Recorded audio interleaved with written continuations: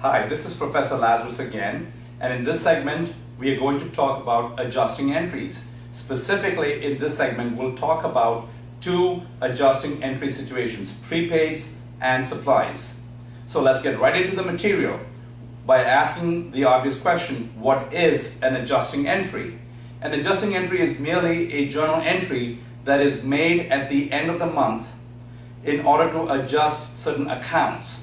Now, why do we need to adjust certain accounts? Because some things may have transpired during the month, or it could just be simply because of the passage of time, as we'll demonstrate with the prepaid insurance situation.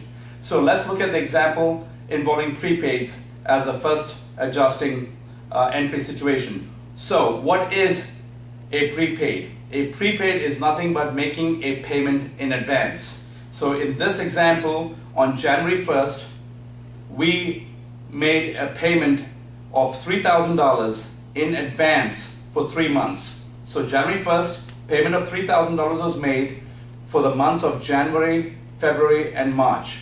So the journal entry to record this transaction would be a debit to prepaid insurance and a credit to cash. Now, what kind of an account is prepaid insurance? All prepaids, including prepaid insurance, are asset accounts. Why assets? You may recall from an earlier discussion that an asset is something that you own. So in this example, when the company pays money in advance for insurance, the company owns the right to receive insurance coverage from the insurance carrier. So if this were to be health insurance for the employees, then if the employees got ill during the next 3 months, the employees could go and get medical treatment either for a reduced fee or absolutely free of charge, depending on the type of insurance coverage they have. So the employer has purchased some peace of mind. The employer owns peace of mind in this case. Now let's fast forward to the end of the month on January 31st. Now this is where the adjusting entry comes into play. So let's ask ourselves, what are we making the adjusting entry for? What is the reason? During the month, as a result of a month having elapsed, the employer has used up 1 month of those 3 months of insurance coverage. So the adjusting entry that we have to make will reflect the usage of 1 month of insurance. That's your insurance expense.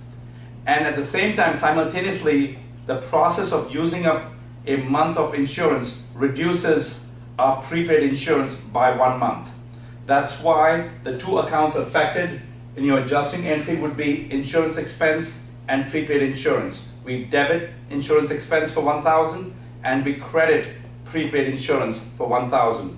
Remember, when you credit prepaid insurance, you're crediting an asset account. That means you're reducing your prepaid insurance by $1,000. Now, let me give you another analogy to further help reinforce this concept of prepaids and this adjusting entry.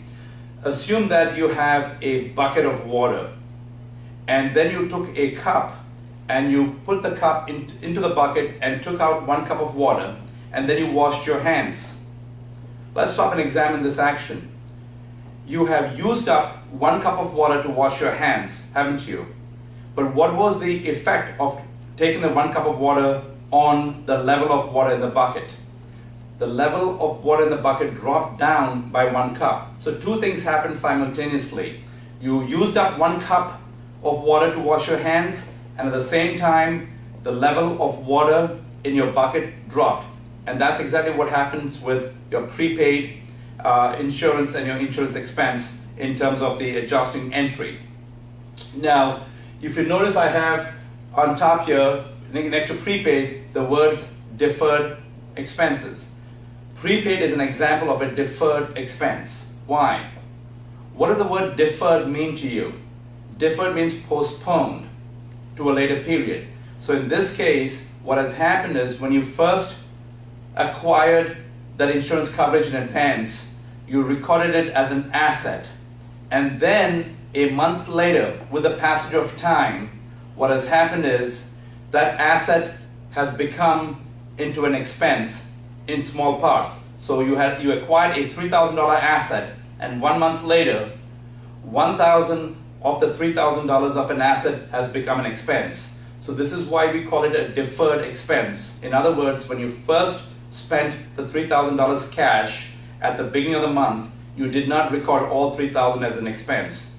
You recorded it as an asset, prepaid insurance, and then you deferred the recognition of that asset into an expense with the passage of time. And at the end of February, a month later, you would make the same adjusting entry, debit insurance expense and credit prepaid insurance for another $1,000 for the same reasons that we did it on January 31st.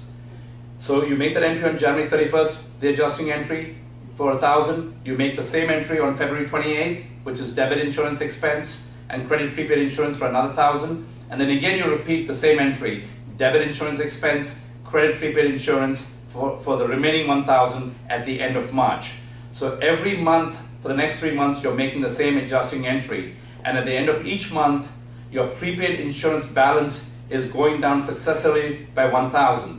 So on January 1st your prepaid insurance balance was $3,000 because you had just acquired $3,000 of insurance coverage.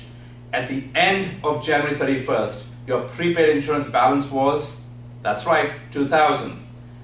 Okay, at the end of February 28th, your prepaid insurance balance went down to $1,000. And at the end of March 31st, your prepaid insurance balance was down to $0. And yes, this makes sense because now, as of the end of March, you have used up all of the 3 months of prepaid insurance. And what do you think happens on April 1st? That's right, you guessed it. You start the whole process again by writing out a check on April 1st for the next 3 months, April, May, and June, and you repeat the cycle again. And that's why, my friends, we accountants will always have a job. So we do the same things in a repetitive fashion. And I don't mean a little facetious, but you get the point about the repetitious cycle here. Okay? Now, another point to ask ourselves is, what if you forgot to make this entry? You forgot to make the adjusting entry at the end of January. What would be the effect on the financial statements? If a question like this comes about, what I would suggest in an exam situation is write out the entry first, and then it's easier to answer the question as to what would happen if you did not make the entry if you wrote it out so you can look at it.